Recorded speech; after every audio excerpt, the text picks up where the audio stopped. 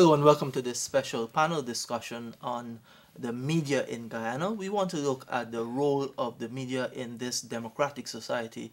We want to look at the evolution of the Guyanese media landscape, the fraternity. We want to also look at press freedom. May this year we'll be observing press freedom again.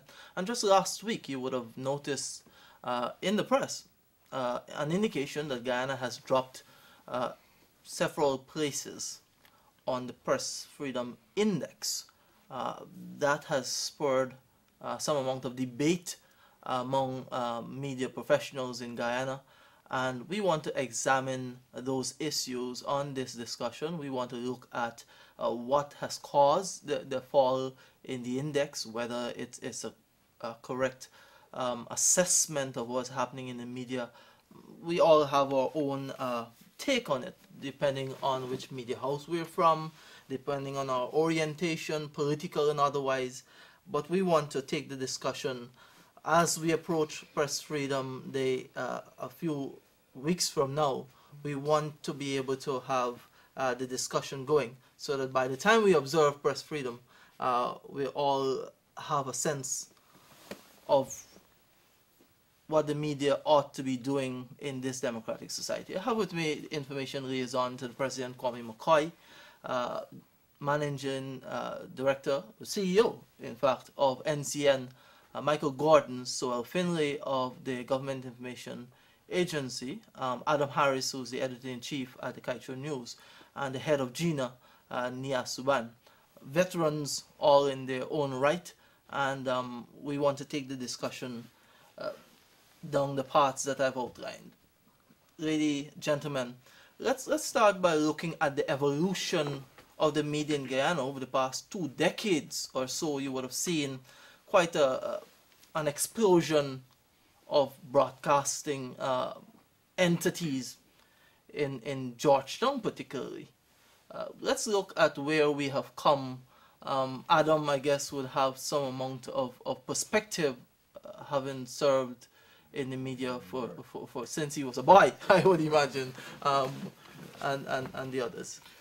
Well, Dario, first of all, I want to thank you very much for putting together this program and having us here on the panel. And I want to say that in terms of the evolution of the media in Guyana, when one looks at what we have today in Guyana as a media, a flourishing, so to speak, of media entities, houses, and people practicing journalism in Guyana, it is a full demonstration of where we have come from as a society.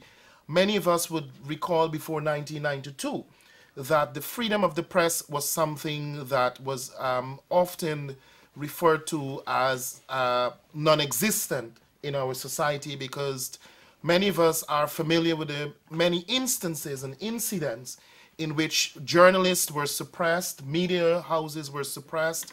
Under the PNC regime, you couldn't have much of anything to practice journalism, and you had to be fearful about speaking out against the administration. You had to be fearful about moving around in particular circles, and if you were perceived to have been pursuing angles that will make the government or highlight deficiencies within the government, you would have seen journalists were killed in this country. Father Dark and others. You have the incident of many other incidents in which people were beaten, etc. Now, in Guyana today, we no longer have that kind of situation where people are targeted for the practice of journalism. Media houses are more or less targeted because they are highlighting deficiencies within the government, etc. You may have differences of views about the way they go about practicing journalism, etc. And I think some part in this program we'll be able to talk about that more. The quality of journalism that exists today, and whether it is the ideal type of journalism or whether there is need for improvement. So I want to say that Guyana throughout the world is known for having press freedom. Guyana throughout the world is known as a place after 1992 to be actually promoting freedom of the press and freedom of expression. And many of us see the examples today, the Freddie Kissoons, all of the people who are critics of the government, and they're entertained. They are allowed to say what they have to say, but they're challenged from time to time because many of the things they say are missed information, etc., etc. But that's another issue I'm sure we'll get to as we come along. But Guyana is a far way today. And as you spoke about the indexes of the Reporters Without Borders, I think, put out that report last week. And when you look at what and how they've assessed Guyana, first of all, many of these agencies come with particular objectives. And many of their measurements in terms of where you are economically, in the sphere of press freedom, etc., many of them have a very subjective way of analyzing these information, and they're skewed in many instances. And if you look at the methodology, you will see that it is not a methodology that could be used right across the board in many instances, and so you get skewed results as a result of that kind of approach. They are assessing us and placing us 11 places down in press freedom because they claim by November of 2012 there was a monopoly in radio. That's all, that the radio had a monopoly. But I don't know if Reporters Without Borders had the information long before November 2012 that licenses were issued to several media houses, several applicants for radio, and granted, approved, and many of them were at that time in the throes of establishing these radio stations. Today, I think we have about 2 or 3 of them already in establishment in January of 2013. So here again, they are misguided, misinformed. Many of them take their information from very questionable characters within the society, persons who are just fixed on misinforming and so forth. But as we go along, I'm sure we'll be getting more on what exists today in our society for media. Permit me to jump in here, Dario. And I think it's fortuitous that we're having this interview coming up just after the findings of the Reporters Without Borders, their surveys. And as Mr. McCoy would have said, sometimes you have to take a backward step as you examine some of the indices you find coming out of international institutions. And of course, you have to look at the motive behind that. But forgive me, just allow me to backpedal a bit and say to you, I'm most honored that I'm considered to be a part of this panel to discuss such an important issue in the society today. And also like to take this opportunity to welcome my co-panelists to the studios of MCN. We'll certainly get back to the issue of the rating and so on. But I want to where we've come over the years. Before I delve, Dario, I know I'm being a bit disobedient here, but before I delve into where we have come, we've matured. We have matured as a society. That's what I want. Have we really matured or have we retrogressed? No. We haven't. We haven't retrogressed. I believe strongly that we have matured in the context of what obtained 2 decades ago, and I'm using your reference to 2 decades ago. But if I could back up a bit to the whole notion, and I think this notion of freedom of the press is somewhat skewed. First, I want to posit that the whole notion of freedom and the issue of the freedom of the press, some are misguided by the thinking and by the train of thought that freedoms are absolute. They're freedom not. To do what? Precisely.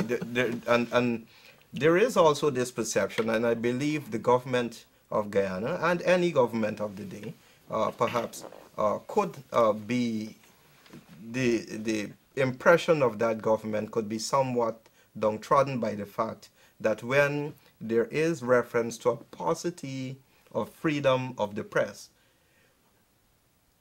the society generally, and many, including some of us within the media fraternity, are of the view if there is some reference to a lack of freedom of the press. There is some indication, or there's some inclination for one to think that it is as a result of governmental or administrative oppression. No, it's not. I think critical also to freedom of the press, Dario, and I would like to hear some of my colleagues' take on this, is the whole notion of where the publisher and or owner come in, because freedoms, the press, from the advent, and I crave your indulgence on this, from the advent of the media, there have been, and you would have learned this in journalism school, there would have been two major and ongoing and perhaps unresolvable conflicts. That is the conflict between the newsroom and the marketing section of any media organization, and the conflict you find between the publisher and or owner and the newsroom. Because I tell you, and I am speaking also as an individual who came out of a private media background, and there are instances where owners in the private media, and sometimes the private media, seem to project themselves as the bastions of freedom of the media. And I think that is one of the I think it's one of the greatest deceptions you find in our society today. We've grown up hearing the concept of he who pays the piper calls the tune. And it is very prevalent, perhaps even more prevalent than you find in the state media, in the private media. So this whole notion of freedom of press has to be examined across the board, one, and it has to be examined in a holistic manner. In terms of where we've come, in terms of Guyana and the media in Guyana over the past 2 decades, as I said before, I feel strongly that we have matured as a media fraternity. We have matured as a society, as a now democratic society, and I believe there is room for improvement. One would bury his or her head in the sand like an ostrich to say we've arrived. We haven't. There is room for improvement, but we have matured over the past 2 decades or so. So, your take on where we've come? Well, still being very young. Thank you for having me here and sitting amongst such seasoned people. I think, like Michael, I want to believe that we have matured and we have grown, and there is room for improvement. I am happy to see that now people are expressing themselves using new media and so on. What is distasteful is the lack of responsibility, and this belief, like Michael pointed out, the belief that with freedom, you're just free to do whatever you want. I could slap my neighbor, I can swing my hand and hit Michael just because I'm free to. And people don't quite understand yet that we are responsible to the people that we serve. It's also sad that the tit for tat and the character assassination, and instead of dealing with issues and in being in a democratic society in the country, providing accurate and timely information and good information is necessary for people to make good decisions. And I wish we journalists and people in the media or editors could really understand that. I've been around in the media for longer than anybody else here. I worked in the media prior to 1992, and I don't agree with Kwame that there was repression. The Stabroek News came out in 1985, yes. And there were other newspapers. There were the Catholic Standard and the political organs. And they all were very, very positive in their reportings. They were critical of the then administration. At the time, there were also 3 television stations, or 4. There was the state-owned, there was WRHM, Tony Vera, and CN Sharma. And of course, they were doing their own thing. There were no restrictions. But one of the things that actually happened in Guyana was the impact that technology had on the media. You notice that transmitters became smaller and less costly, so it was easier for people to actually set up media houses. Having said that, I have also seen that this preponderance of media in a society that didn't have money to fund individual programs, we watched them literally just become transmitters of overseas programs. We also saw that those that established newsrooms and started to do the news found themselves competing in the same advertising market and reporting almost the same thing. There were not enough trained people to go around, with the result today that we don't have too many analysts. I also have a problem with young reporters going to assignments at press conferences, for example.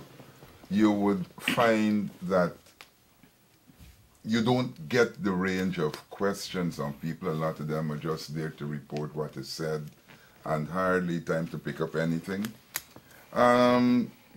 There is also another thing that we note with the presence of the media, and picking up from where Michael was the conflict between the owner, the newsroom, and the advertising. A lot of this happens because some of us get into the business as a source to earn money. You can stand up for your right. I worked in a government-owned media. I worked at the Chronicle. And one of the things I did was establish the fact that if you pay me to do the job, allow me to do the job, I will not be dictated to. We will meet, we will discuss broad areas. You don't tell me how to do it. And that's what I did with the Chronicle up to 1992, to the extent that although it was a government-owned newspaper, it was the largest selling newspaper in this country. I also want to take up Kwame on the issue of... You can't say the same today. Wherever you go, it becomes the largest selling newspaper. Well, that's one of the things. It has to do with approach. First of all, you must appreciate what John Public wants. And after you have done that, you must allow John Public also to have a say. So you open your pages, John Public has a say, and I think the media today is as free as it wants to be, because you can report. Kwame talked about Father Dark being killed during a protest. Father Dark wasn't a reporter, really. And I am proud to say that in the history of media in Guyana, no reporter has ever been killed. We've faced situations where people challenged us for our views, but you hold on to your views and you report what is there to report. But I think the jury is still out on the nature of Father Dark's issue. I think the jury is still out.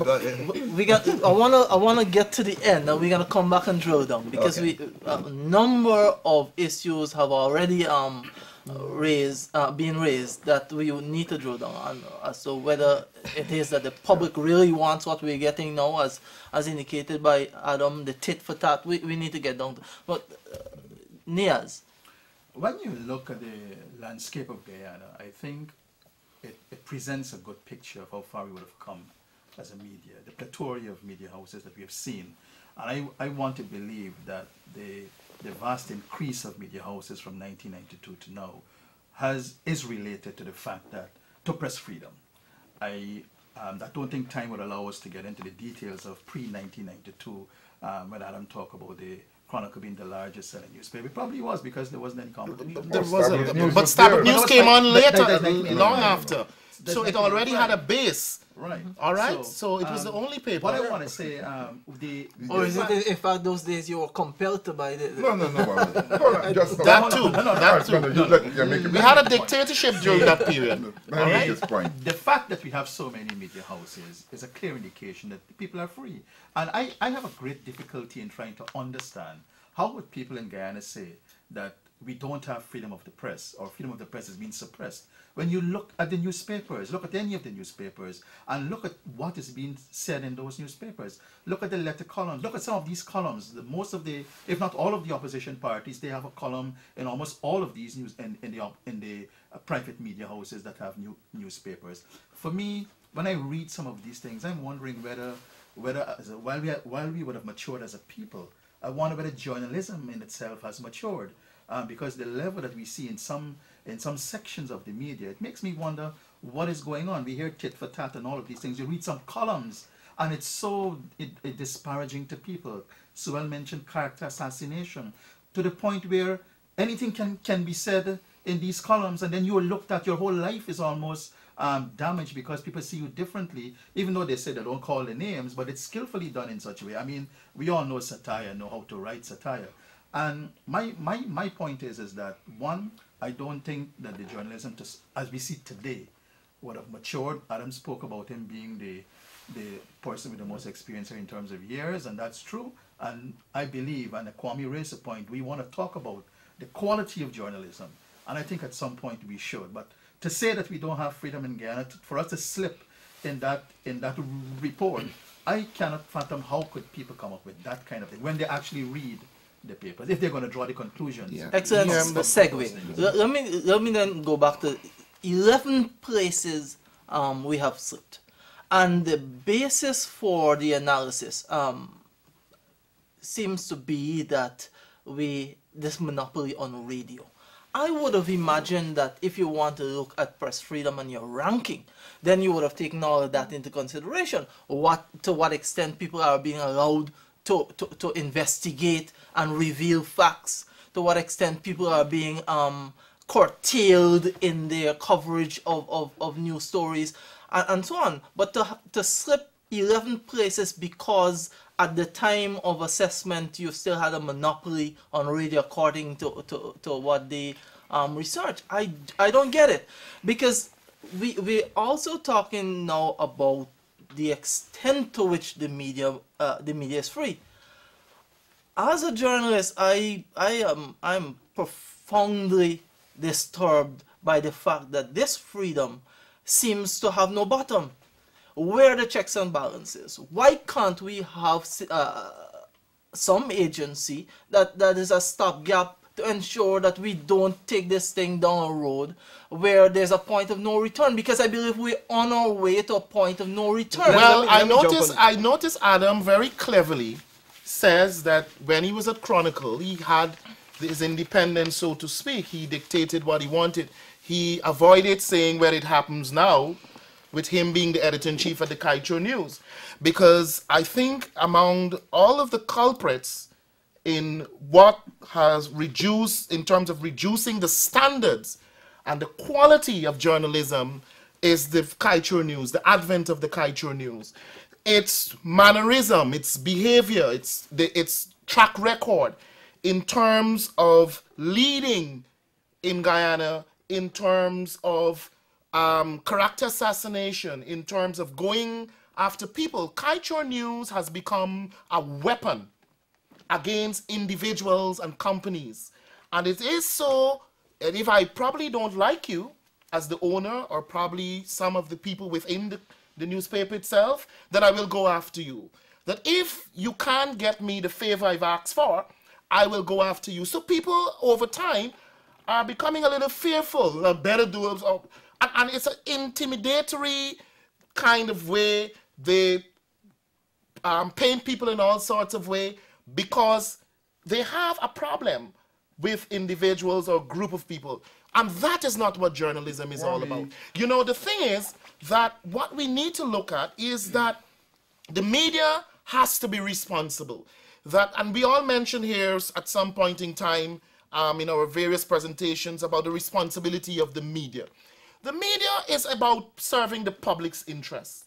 First and foremost, the public's interest. And what is it to serve the public's interest? We have a society that is very young. We have a society that has gone through its trials and tribulations. We are much better off today. We have better economic growth, development. Our infrastructural development have improved tremendously, times and times over many years ago. We have a society in which we still have the need to educate our young people and others on very important issues and not to mislead them, not to misguide them. And this media is not doing that. Today, many parts of the media are fixated, so to speak, with all of the negatives, and nothing is wrong with saying what is bad and what is good. But in terms, what is missing is the kind of analysis, the truthfulness that ought to go into these analyses and presentations. When you look at the Starbuck News, probably for the exception of 3 persons who writes, 2 overseas person, 1 local person, as columnists, all the others are anti-government, known anti-government proponents. So you have this issue. Kwame, the forum, right? the forum is not to really defend the government. But I want to say a couple of things quickly. No, this is not about defending. You notice I haven't mentioned anything about government. But hold on. I want to say a couple of things quickly. One, we believe that the media is this all-powerful body.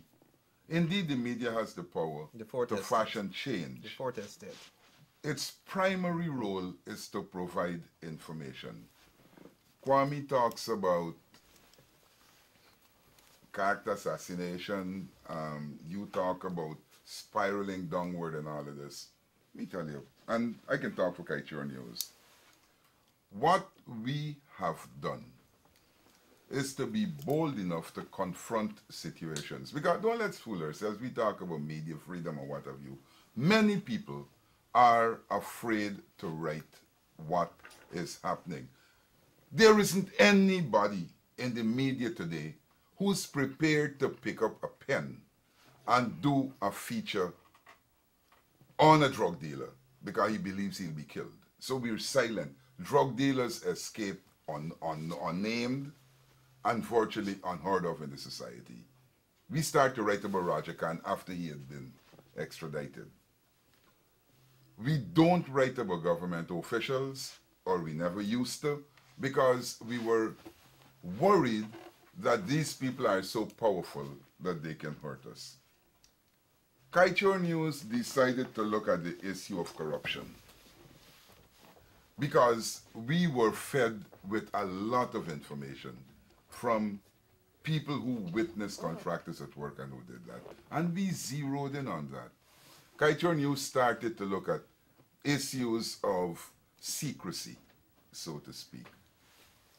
And Kwame can tell you I would go to press conferences and I would ask the questions. Sometimes I get half answers, sometimes I get answers to some of these questions. But primarily, the media is free to write. And anyone who feels threatened, if there is libel and there is slander, then that person has the right to go to court. Yeah, but it is not only that, Adam. It is about the fact. Let us look at it. That right to go to court, etc., exists. All of us have that right. But it is the fact of whether your reporting actually represents the reality in many cases, whether it represents truthful information, and whether it represents what you are actually reporting on, well, actually you've been told. There are many instances. We've been looking and checking on a daily basis of how many misinformed reports Kaieteur News has published on a daily basis. And I could tell you, from August last year to December of 2012, there were, and this is not only government contesting, these are even private people in some cases contesting the information that they would have had, that Kaieteur News would have published. You had over the period of August to December of 2012, 93 misinformed, misreporting on people and things in Guyana. People identify them in many cases, and they were identifiable based on the facts, the existing facts. The point is that yes, you present yourself at the press briefings, etc. You come there, you ask the question. But how? How the story is written at the end of the day. It has a particular objective of targeting particular individuals, and you're right, I do believe you. Yes, you establish themes, but how many of you have looked at, have really done the right kind of investigative journalism? All of your themes that you've come up with are meant to target either an individual or a government. Look what you report on the procurement of drugs in this country. A lot of it is not true. A lot of it, how much the drugs were being sold for, etc. But you want to get after Bobby Ramroop, who you consider the best friend of the former president. So you come up with so his company. Hence the question that I've been posing. As a media fraternity, is it that we have decided to allow the evolution to evolve infinitum? No. I mean, If I can at say what point will we ensure that the bottom of the bucket is kept intact? To the point, Harris hold on. mentioned the conflict between the owner and look a perfect example here. We have a battle raging between the Times and the Kaieteur News, between the two owners of the newspaper, and professionals who are in those newsrooms have got to be subjected to the dictates of two owners who decided to use their newspaper as a weapon against each other instead of going and ring a box it out or something. I mean, what's going on? It comes back to your answer. it comes back to the point I made originally, Dario, with the existing from the advent of media, the existing conflict between publisher / owner and newsroom, and also newsroom and marketing, as Adam pointed out. However, this is something that this discussion is perhaps happening 15 years too late. Because what has happened by virtue of the fact that the media in Guyana was allowed to operate in this mode, and we have gotten to this stage, we have in essence inculcated more or less a culture in Guyana or in the media landscape for issues such as these to exist. There were, I remember the former president, Jaglio, and the late Desmond Hoyt would have agreed and put together the Advisory Committee on Broadcasting. It was some semblance of an attempt to bring the broadcast industry into order, because with the issuance of a significant number of broadcast licenses, and now you see radio licenses, since from 1992 to present, you found that it became a Wild West situation in the broadcast industry. But there was little or absolutely no attention paid to what obtains in the print media. And the print media and what you're seeing now in new media is more or less an extension to what obtained in the print media. Because we also, as Suelle put it, we looked at our own recognition as responsible citizens to report on the facts and present the issues, confront the issues, as Adam would prefer to say. But the issue here is the degree of responsibility as we seek to carry out that mandate. If I can add a point here, Dario, listen to what Adam said in terms, I don't think anything is wrong with discussing or writing about issues and asking questions, whether it's about corruption or perceived corruption, whatever the case may be. I think that's a role of the media. Yeah, exactly. What I have a problem with, and I think a lot of people have a problem with, is that when they read the Kaieteur News or sections of the Kaieteur News, it is clear that there seems to be a direct, for lack of a better word, some kind of a focus to assassinate people's character and to use the newspaper, whether it's from the owner's standpoint or from the paper overall standpoint, to attack people. That has nothing to do with reporting on corruption or reporting. There is also a fact of morality there. Adam, we want to clarify. It certainly didn't bring you here to assassinate. No, it's all right. I'm not worried about that. Kaieteur News inevitably will come up. Look, let me tell you. It had to come up. Let me tell you, and let's take the bull by the horns. Let's deal with this issue about the perception it's Glenlell against Bobby Ramroop. We started to look at the Auditor General's report, and there was a little problem with one company apparently enjoying all the benefits. What you call all of what? I mean, $1.8 billion of drugs, and there are other supply But Adam, agencies. there is where we're going down the wrong road, because this was explained to you before.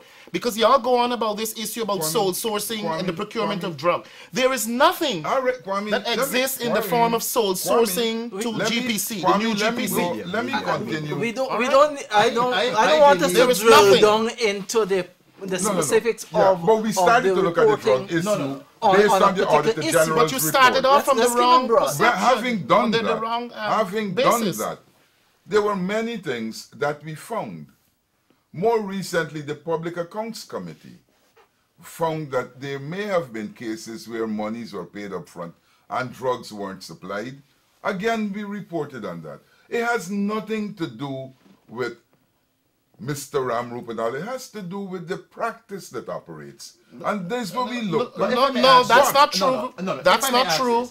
That's not true. How do you explain then, prior to all this reporting on Dr. Ramroop and all of that, how do you explain the character assassination before that, and that went on long before? Well, I don't know in some about- columns. I don't know. And that's right. I don't know about any But in this case, character as you mentioned, Dario, the two owners, the two newspaper, and which seem I'm to not be talking the about owners' Dr. Ramroop, I'm involvement talking going. generally. But Ramroop, for me, is a responder, because he has been subject to the attacks long before now, and he's barely responding in terms of Yeah. what has So been you said against him in the respond- correction. you see- But you see, You respond but by saying Adam, that Lal is I don't have a backcracker. problem. No, I do not You have. respond I by do saying not. his visa Yes, was because I am revoked. saying Not no. true. But listen to me. His visa was revoked. When? I'm saying, I'll tell you later. I'm saying, for what you need to know, Adam, what you need to remember, that there's also morality involved in this whole subject of media,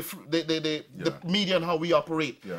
Now, if you are going to pretend to be an angel and pretend to be one of the better in terms of law-abiding citizens, etc. Now, Glenlell needs to begin in the Kaieteur News by publishing in the first place all the suspicions about him and how he got his money, Why etc. should he do Yes, that? because you're going after other people. Is he no, clean? But certainly, Is he clean himself? He is clean. In the interest of ensuring that the media does not spiral into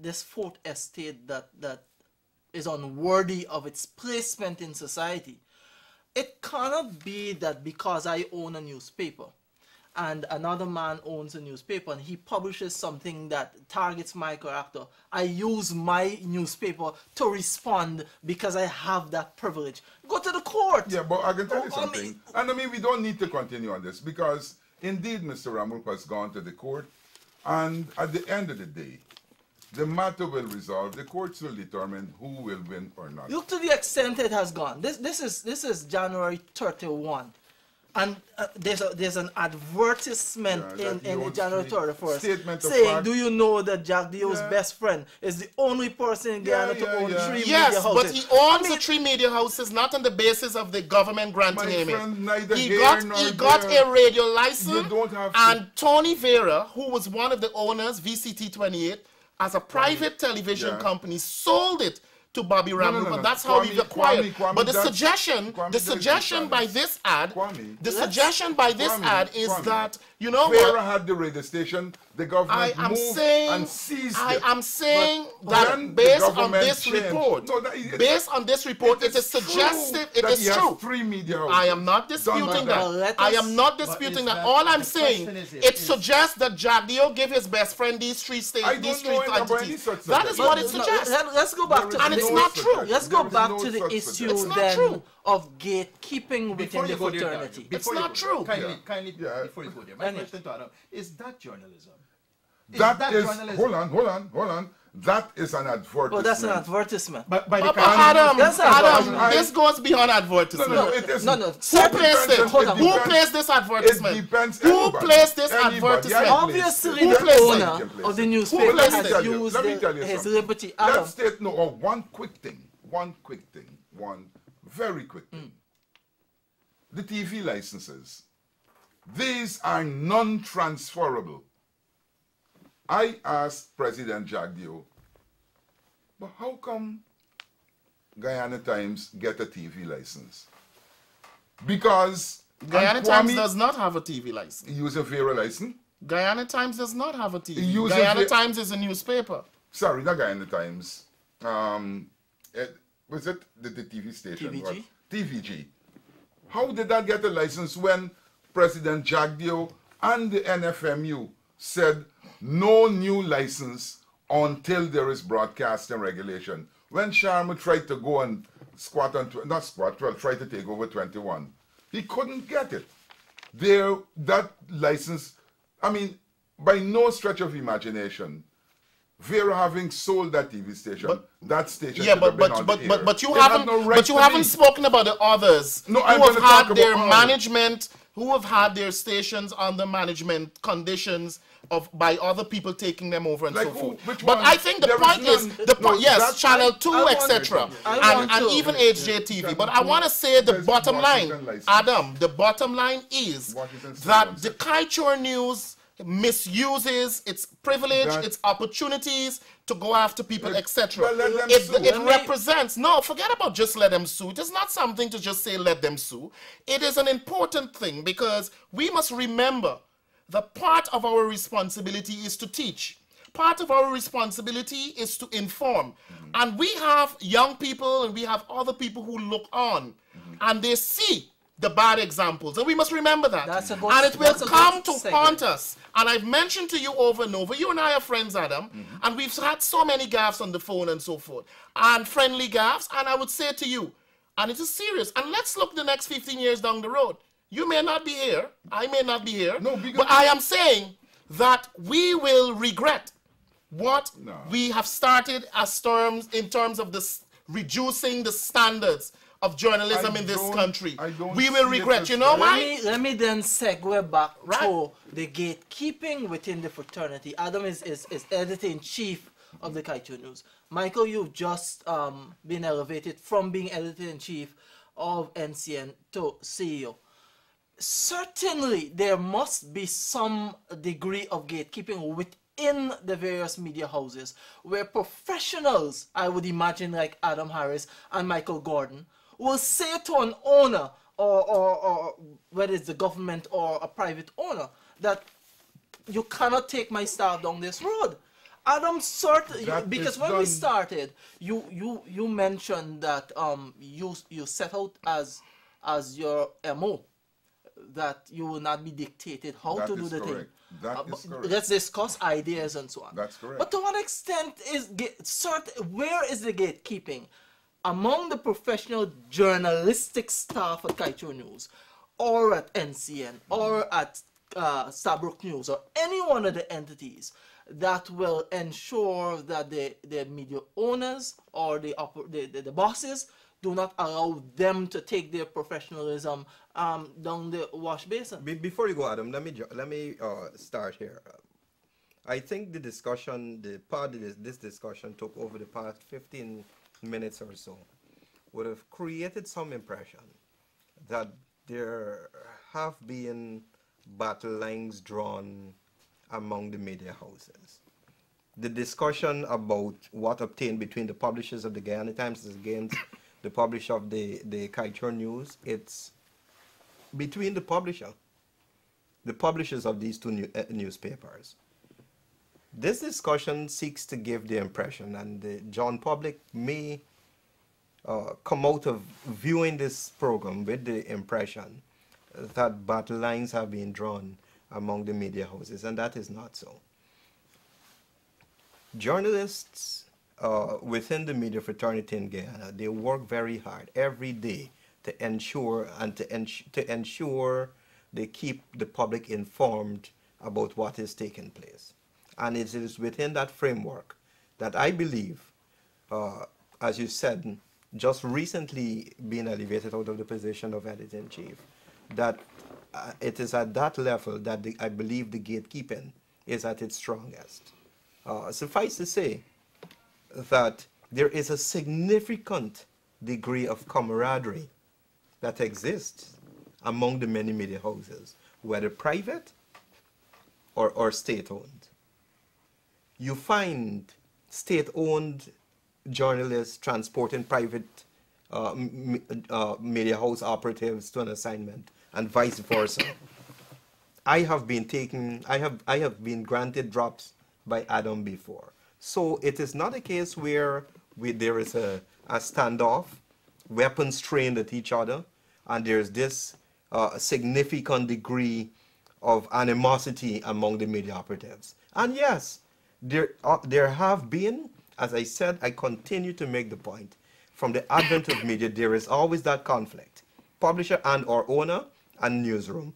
There has been in my tenure, and there will always be instances where a publisher feels or owner feels he has some leeway to walk into the newsroom and dictate.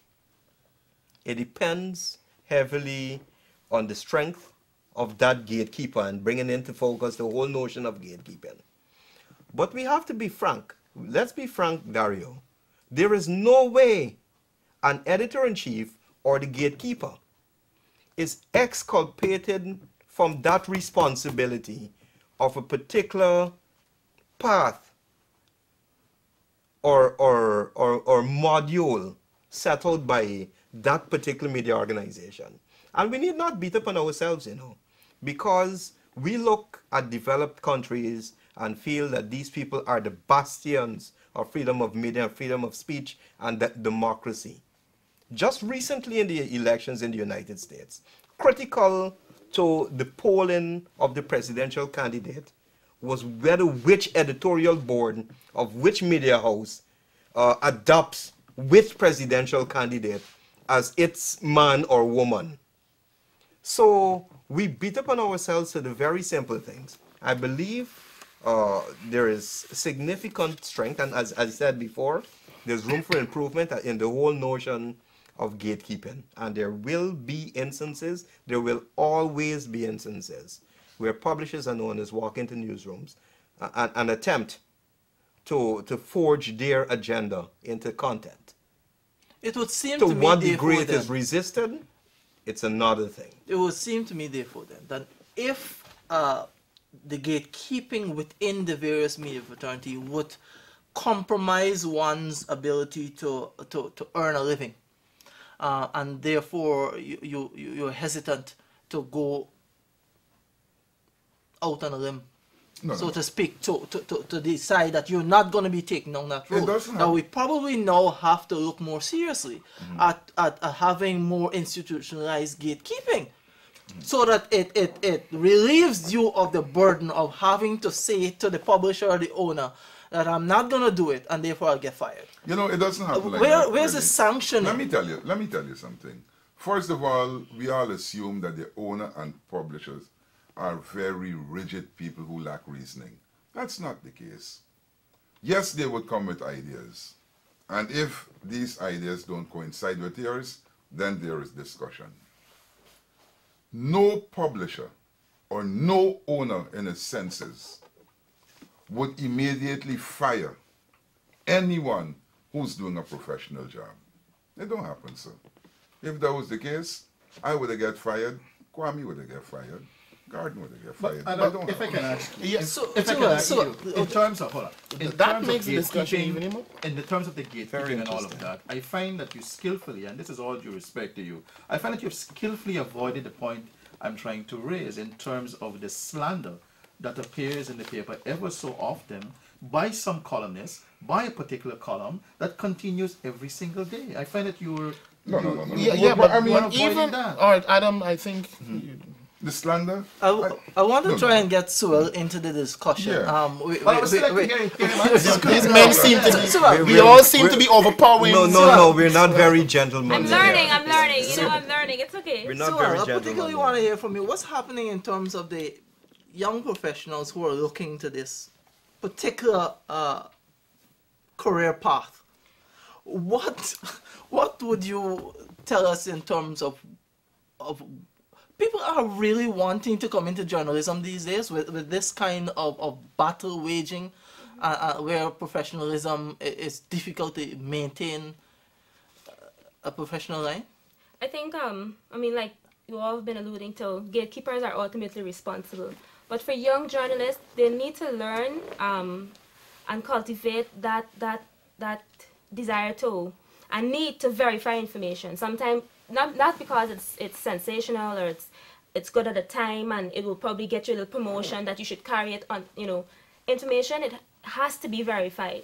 In also to ensure your story is always balanced. Try your best. It's not enough to always say we tried to get a response from whomever, but efforts failed. I think for some sensitive stories, and you by yourself, your morals will tell you sometimes it's sensitive, your editors will tell you it's sensitive. You should be able to make a judgment call. It is sensitive until I acquire the information I need to ensure that this is balanced and that it's verified. Then it goes out. That will avoid the after effects of defending yourself, of somebody publishing something else the next day, and the big views out and public disagreement. But certainly, it's no longer up to the journalist to decide when it goes out. It has never been up to the journalist. The editor must make that call. No, So what I'm saying, as a young journalist though, because eventually some of these people will become editors, and if you start doing the wrong things now, I can tell you when you step up and you be given that opportunity to be an editor, you will continue doing the same craziness, and 15 years, 20 years, perhaps 50 years from now, Guyana will be in the same place. And what we want to have growth positively. So if we start doing the right things now as young people, I believe that it will, as you become an editor, when you become an editor, you're more likely to make we have just over 5 minutes remaining, and if you would allow me, I would certainly like to lead the discussion now for the next few minutes into views on where the monitoring needs to come in, where the stopgap measures, so to speak, need to come in. Do we need to have a rigid institutional system where newspapers are sanctioned? I personally, where TV stations are sanctioned. Certainly we tried with the broadcast media, we've tried, but there's nothing happening with the press. Suelle has mentioned a very important word there, accountability. And very often, the media feels that it is not, and it doesn't have to be accountable. Yes, it does have to. They have to be accountable. To whom? To the public. To the public. Is the public demanding that accountability well, now? That's part of the problem. That's part of the problem. And sometimes you get it, but you know, we don't have any real kind of surveys in this country to tell exactly what is happening with our public interests, our public desires of the public in different spheres, etc. But the accountability is important because we need to be accountable. First of all, I mentioned public interest. Very important. We need to be, as media houses, we need to represent, keep at the foremost of our minds the public interest. The media needs to be accountable for what it publishes. It needs to be accountable for every aspect of its work. And for me, if you asked, yes, I believe personally there should be some form of regulation of the media. Because if we don't, and we go on and on in the manner we've seen and continually over the next few years, I did mention about where we might be in terms of standards. We already have fallen standards in terms of applying the principles and ethics of journalism in this country. And therefore, we need to have, look what's happening in the UK. Read the Levinson report. coming out of the Murdoch issue, you've seen all of the sanctions, etc., that they're proposing. Because for them, they're setting an agenda of making the media more accountable, more responsible. But I can't imagine that accountability will be left to self-regulation. You put the cookie jar in front of the kid. If there's no system to monitor that he takes only the two that you take, in that context, he's going to take 5. But it has to begin with self-regulation. It has to begin. That's one It has to begin tier. with. But there also has to be regulation that straddles the entire media spectrum. And now we have new media into this dispensation. This, I should say, maybe I'm being officious here, but there's no way we could possibly cover this subject in an hour. And in this regard, I'm making the NCN studios available for part 2 of this. Well, we did say that we're gonna. But there is one thing I want you to realize. 3-part series on this. We sit and we talk about regulating and regulating. There is the internet now. Who regulates that? Exactly. Only the courts now start to apply sanctions. And let me tell you something. The computer is going to be almost all pervasive. Everyone is going to access the internet. There is internet radio now, internet newspaper. Reader's Digest has gone online now, no longer the hard copy. So that is going to happen. These will soon disappear. Every one of these are going to go online. You're going, therefore, to be competing for even more advertising than you need. You want to attract readership and hits and all these fancy things now. Your readers, in the case of television, your viewers, in the case of radio, your listeners, they determine how good you are doing. When they buy your product, you know you are reaching them. That's always Adam. I have known people who buy. I need to buy. In fact, take me for example. Am I a fan, a lover of Kaieteur News? But I have to read it. I have to read it. I'm a fan of yours, but I'm not a fan of the Kaieteur News. But I have to read it on a daily basis. There is a specific reason. I'm a realtor. I need to read to get what house and so selling. That's correct. There are many people who read, but do you? You may have a large sale on the end of the day. Are you believable? People always need to know what's happening around them. People, whether you're truthful or not, they need to know what's happening around them. They will make the decision whether you're truthful. And if I'm buying your paper, it doesn't mean that you're truthful. It doesn't mean that I believe you the end of the day. And you check it out. I've heard many people, and I've seen people looking at the Kaieteur News. There with the stubbornness again. I don't believe them. You know? And so we need, it's debatable, highly debatable. You may have greater sales, you have a better strategy in terms of how your paper gets out on the road, etc. Maybe. But at the end of the day, a lot of people don't believe the Kaieteur News. I know that personally. Well, and you know, I better give the others a chance to speak. I've seen Neaz. We have just about 3 minutes remaining. We need to make that point quickly, and then we're going to go across the board for some wrapping up. I hope in part, too, Mike has given us this studio. I can still hear Adam tell me about the slander and why he has avoided to talk about that. But in terms of the public, and we talk about who will monitor the regulation of all of that, at the end of the day, to some extent, is what the public would accept. I have seen 1-2 letters appearing in the papers talking about the gutter journalism and all these kind of things. I think they've been ignored. So if we are getting that kind of feedback from the public, and I've read these letters in the papers, I believe they are being ignored. I believe if journalists, editors adhere just to the basic tenets of journalism, by being responsible, by doing what we were taught in journalism school as basic, I believe all of these things can be avoided. Unfortunately, we have transgressed those borders and we've thrown them aside. Yes, but when you give them the homework to take home and do, and you come back next day without the homework, you get lashes, you get detention.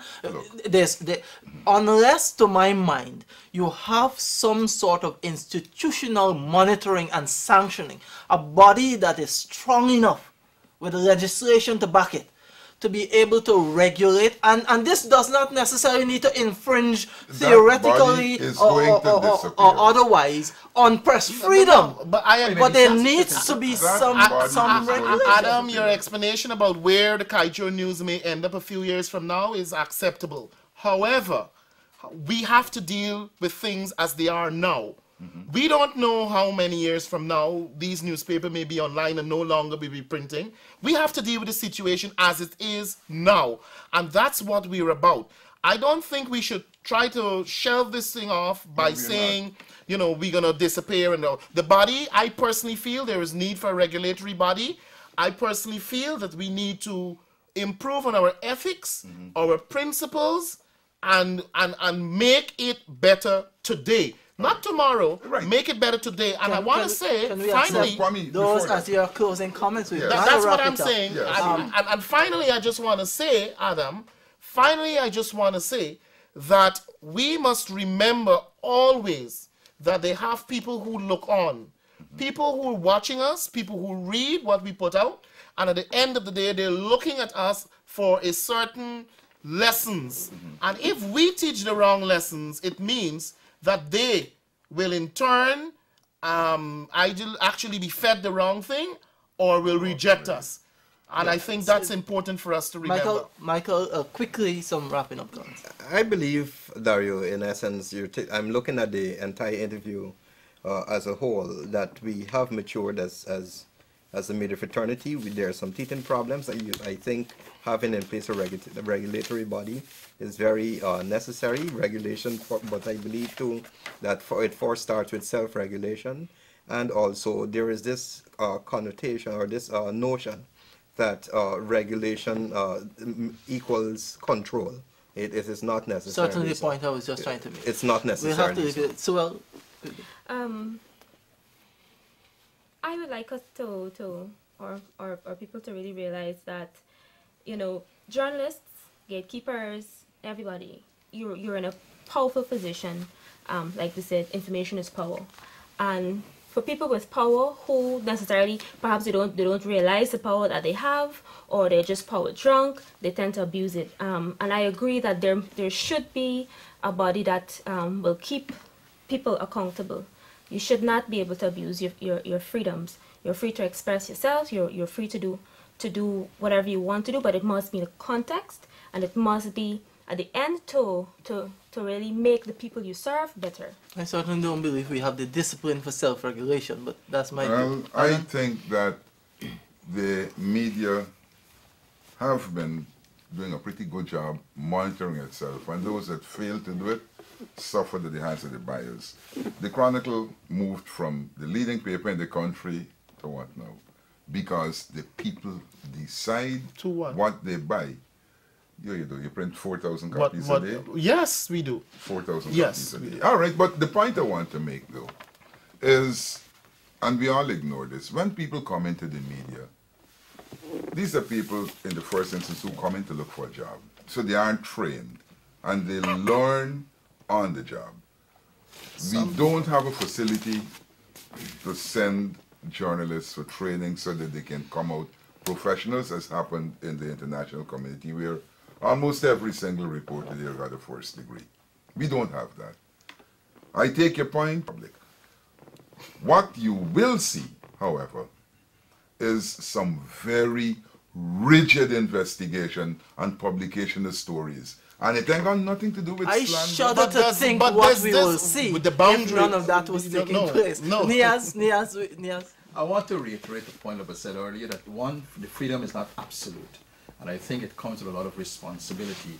When I talk about slander, I talk about certain columns. When you read them, people's characters are being assassinated. And I don't think, Adam, with all due respect, you should sit here and try to deny that. Right?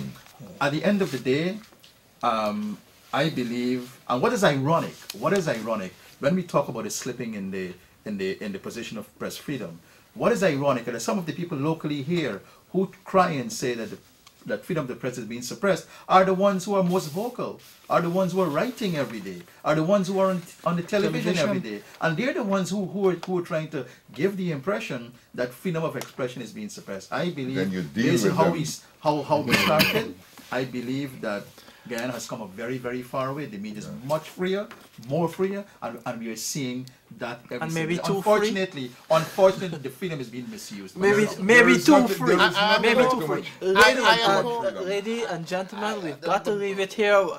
This I just certainly leaves room for Round two. several Round two. other Yeah. discussions, because we have to drill down. There's so many issues. Training just came up. So many issues that we've got to look at. Political interest in the media. All right, but we want You're more to leave it politician than here. anything Political else. interest. We You're were more looking politician at the than anything else. evolution of the media, and when we meet next, I would certainly like us to delve in some more into new media. That's a serious evolution that's taking place there, and a monster that I don't know how we'll be able to tame. Like internet and Right? all that. We've had with us Neaz Subhan, head of GINA, Adam Harris, editor-in-chief of the Kaieteur News, Suelle Findlay at the Guyana Information Services, and Michael Gordon, CEO of NCN, Kwame McCoy, information liaison to the president. I've been your host, Dario McClellan. We are discussing the evolution of the media, the role of the media in Guyana, and where the media needs to go, what the public needs to the part that the public should be playing in the evolution of the media, to ensure that we do not have a situation where, like other countries, the media becomes too much of a target or too much of a loose cannon. We want to leave it there, and we will pick it up next week with other discussions as we look at the media in Guyana. Thank you very much for joining us. Thank you, Dario. Yeah.